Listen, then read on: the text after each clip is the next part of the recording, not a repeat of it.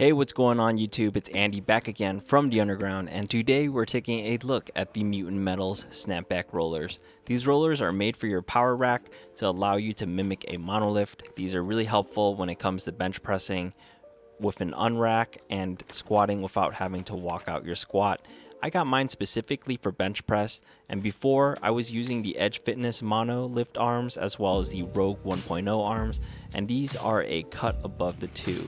I actually don't mind the hockey stick design on the Rogue and Edge Fitness monos. I just wanted the roller ability as well as having jcups that don't destroy the knurl on my barbells. I've had the Edge Fitness monos for the longest and they were okay and they had good clearance, but I could only ever use them with one specific barbell in my gym because of the metal on metal contact, and I didn't want to damage the knurl on my other bars. Anyways, back to the Mutant Metal Snapback rollers. These are the 1.1 version of the snapback rollers, and I think it's supposed to address spring tensioning and clearance issues with the snapback rollers.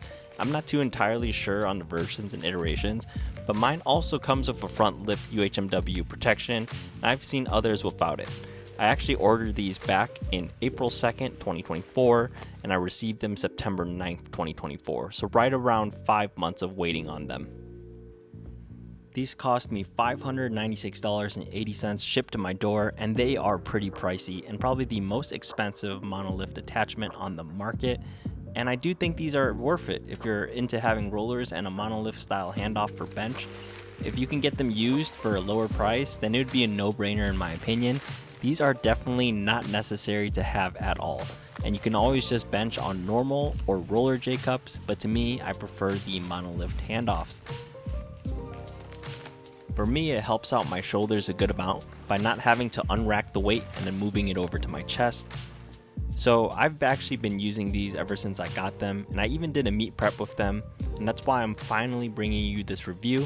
I've been using them every week since getting them, and I got mine in the gloss white colorway. It's made to fit 3x3 racks with 1-inch holes. I got these for my Rogue Monster rack, the RM6 specifically, and it fits great, as well as the magnetic pins that go on the back of the monolift arms. They fit really nice and flush.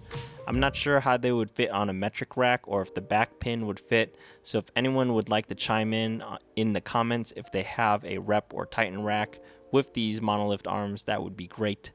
The monos are light enough and compact enough to remove and put on easily in my experience.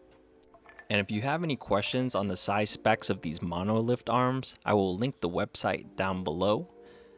And let's go into the quality and craftsmanship. The quality of these is what you expect from a Mutant Metals product. They're pretty well done. The welds are good on mine specifically, and they're not all over the place. I say mine specifically because this is a hand welded product, so everyone's welds won't look the same. The powder coat job is smooth and applied well. I do have a small chip on the powder coat, but it's so minuscule that you won't see it unless you're examining it really closely. The spring tension feels good. I haven't had to adjust it at all, but apparently you can adjust it.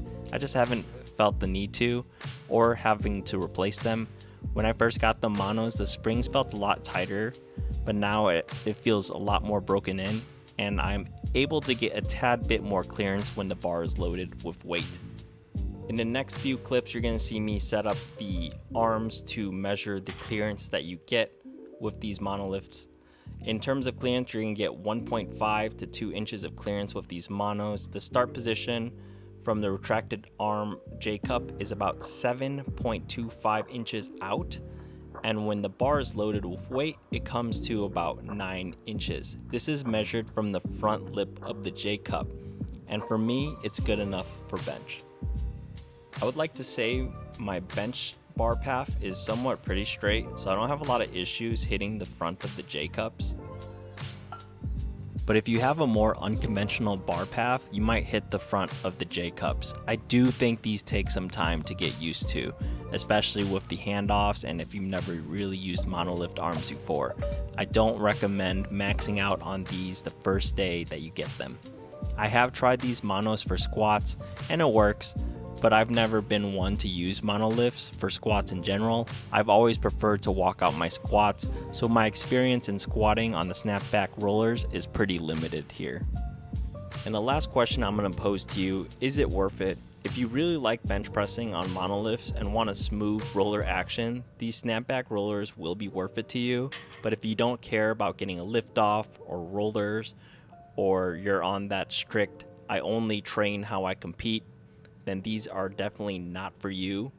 Plus, these are almost 600 brand new just for a single color.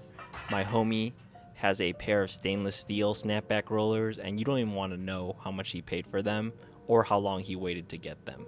But it was a pretty long wait. But anyways, that's going to do it for a majority of this video. The next few parts is just some clips of me benching and using these Monolift arms. If you have any questions, leave them in the comments down below. Thank you so much for watching. Make sure you like and subscribe.